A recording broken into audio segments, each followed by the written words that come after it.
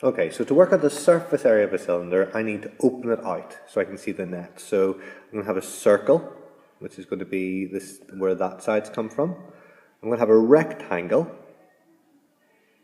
which would have been this side flattened out. And then I'm going to have a second circle, which is the same as the top one, if this is a cylinder, from the bottom. Okay, it's going to be down here. Okay, and then we have three shapes. We've got a circle here, and a circle here, and a rectangle here. So we have a formula to work out the area of a circle. Okay, that's simply pi r squared. So the area of this circle is pi r squared, and that's the same as this one, pi r squared. And the only difficulty comes when we're trying to work out the area of this rectangle here. Okay, now this length here, this height here, is the same as this here. So whatever that is, that's the same. So I'm just going to call that h for height. And then this length across here is going to be, this length here is the same as the distance around the outside of the circle.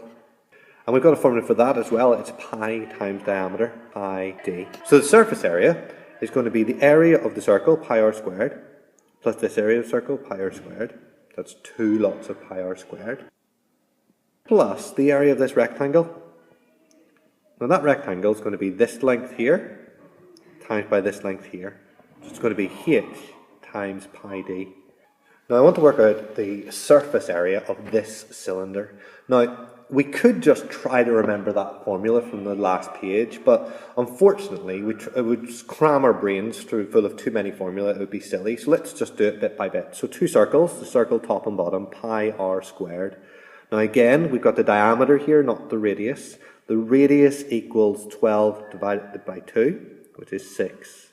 So pi r squared is going to be pi times 6 squared, which is pi times 36, is about 113. And then there's two of those, because that's here and here from the top and the bottom. So I want two of those. So at the bottom we got 113.097. And then I need the rectangle bit. So the height's the same, so that's 40. And remember this length here is pi d, so that's 12 times pi. And type that into my calculator, 40 times 12 times pi.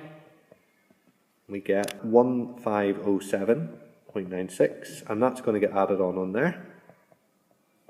So we add those all together, 1734.16 centimeters squared.